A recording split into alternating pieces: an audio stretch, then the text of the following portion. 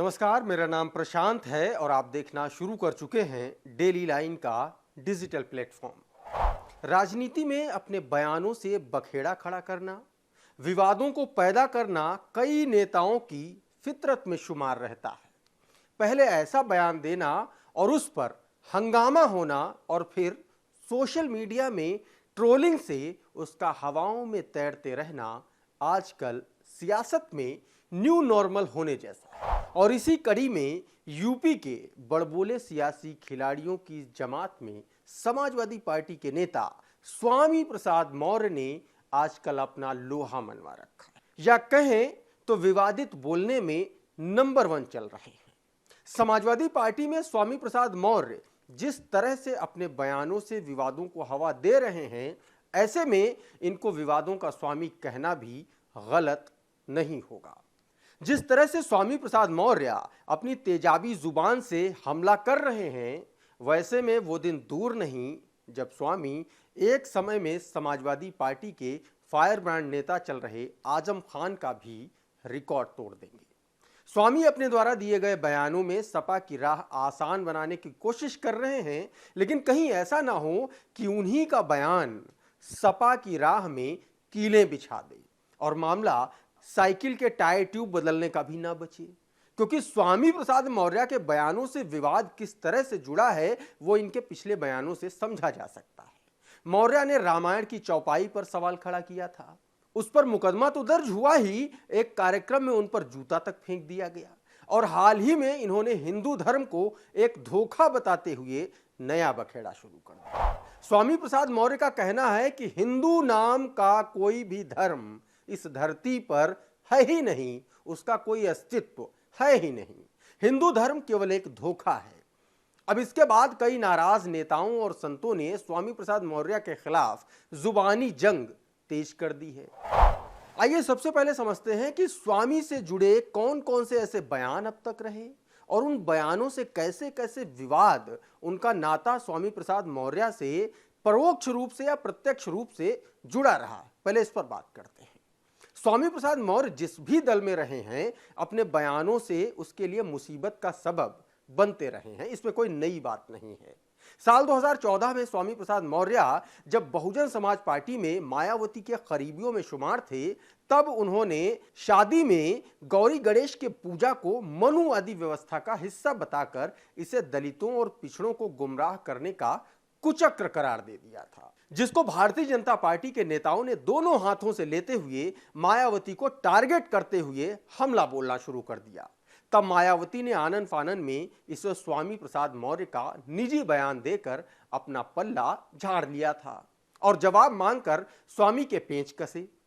उसके बाद साल आया 2016। 2016 में मायावती से अलग हुए स्वामी प्रसाद मौर्य ने उन्हीं को दौलत की बेटी बताकर नया विवाद खड़ा कर दिया। 2017 में भाजपा के साथ अपना सियासी कारवां आगे बढ़ाते हुए स्वामी प्रसाद मौर्य ने 3 तलाक पर विवादित बयान दिया और उस दौरान उन्होंने कहा था कि 3 तलाक देने वाले मुस्लिम सिर्फ अपनी हवस मिटाने के लिए बीवियां बदलते हैं। उसके बाद मुस्लिम समाज की ओर से उन्हें मंत्री पद से बर्खास्त किए जाने की मांग भी उठी थी। उनकी बर्खास्तगी तो नहीं हुई, लेकिन भारतीय जनता पार्टी ने उन्हें कड़ी हिदायत देते हुए कह दिया कि अपनी भाषा पर संयम रखिए। फिर आया साल 2022 में स्वामी प्रसाद मौर्य ने अपने दूरदर्शी लेंसों से सपा की सरकार को बनते हुए देखा और भारतीय जनता पार्टी छोड़कर समाजवादी पार्टी में शामिल हो गए और बीजेपी से बगावत का बिगुल फूंक दिया। 2022 के विधानसभा चुनाव में स्वामी प्रसाद ने खुद को नेवला और भारतीय जनता पार्टी और आरएसएस को नाग बताकर एक बयान दिया। बयान में स्वामी ने कहा कि स्वामी रूपी नेवला उत्तर प्रदेश में भारतीय जनता पार्टी रूपी नाग का सफाया करके रहेगा। हालांकि हुआ क्या, ये सबके सामने है। फिर स्वामी का वो बयान आया जिससे सपा में ही अगड़ा बनाम पिछड़ा की एक खाई खड़ी हो गई। इसी साल स्वामी प्रसाद मौर्य ने रामचरितमानस को लेकर एक अभद्र टिप्पणी कर दी। कहा था कि रामचरितमानस से जो आपत्तिजनक अंश हैं उसे बाहर करना चाहिए। ब्राह्मण भले ही दुराचारी, अनपढ़ और गंवार हों, लेकिन उसे पूजनीय बताया गया। लेकिन शूद्र कितना भी ज्ञानी, विद्वान या फिर ज्ञाता हो, उसका सम्मान मत करिए। क्या यही धर्म है?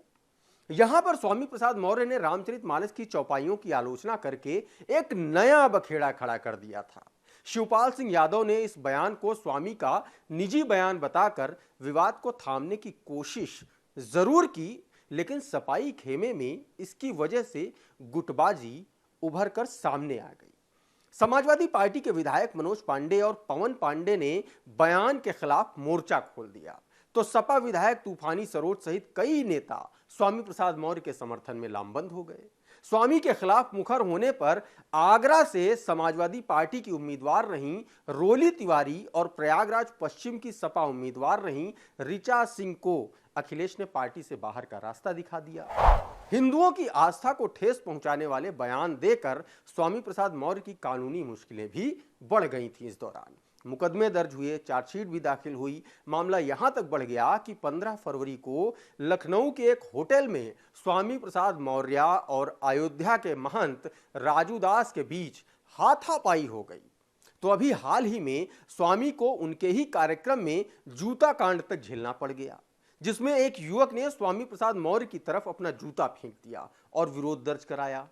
31 जुलाई को स्वामी प्रसाद मौर्य ने यह कहकर एक नया बखेड़ा खड़ा कर दिया कि बद्रीनाथ धाम, केदारनाथ धाम और जगन्नाथपुरी पहले बौद्ध मठ थे, बाद में वहां मंदिर बनाए गए। और अब 27 अगस्त को एक कार्यक्रम में अपने संबोधन के दौरान सपा नेता स्वामी प्रसाद मौर्य ने ब्राह्मण समाज और हिंदू धर्म को लेकर विवादित बोल दिए और उन्होंने एक ट्वीट किया। अब उन्होंने इस मामले पर क्या कहा है, आप खुद उनके मुखार बिंदु से सुन लीजिए। कि ब्राह्मणवाद की जहरें बहुत गहरी हैं और सारी विषमता का कारण भी ब्राह्मणवाद ही है। हिंदू धर्म नाम की कोई धर्म है ही नहीं। हिंदू धर्म केवल धोखा है। स्वामी प्रसाद मौर्य के इस बयान से विवाद ने तूल पकड़ लिया। जहां भाजपा से लेकर कई हिंदू धर्म गुरुओं ने इसका विरोध करना शुरू कर दिया, तो वहीं स्वामी प्रसाद मौर्य के इस बयान के बाद समाजवादी पार्टी की सांसद डिंपल यादव ने डैमेज कंट्रोल करने की कोशिश की। उन्होंने कहा कि सनातन धर्म का कोई दुश्मन नहीं है। हम सब जानते हैं कि जैसे जैसे चुनाव नजदीक आएंगे वैसे वैसे विवादित बयान और हंगामा बढ़ता जाएगा। फिलहाल यूपी में विवादित बयानों के मामले में स्वामी ही बढ़त बनाए हुए हैं, लिहाजा आने वाले दिनों में भी पड़बोले स्वामी की जुबान फिसलने के भरपूर आसार हैं। पर इसका नफा नुकसान किसे होगा, इसे लेकर सियासी पंडित आकलन जरूर कर रहे हैं, क्योंकि आखिर में ये सारी बयानबाजियां होती ही अपने निजी वोट बैंक को लुभाने के लिए हैं। फिलहाल आप इस मुद्दे पर क्या सोचते हैं? विवादों के स्वामी पर आप अपनी क्या प्रतिक्रिया रखते हैं? हमारे कमेंट बॉक्स में जरूर लिखिए और देखते रहिए डेली लाइन।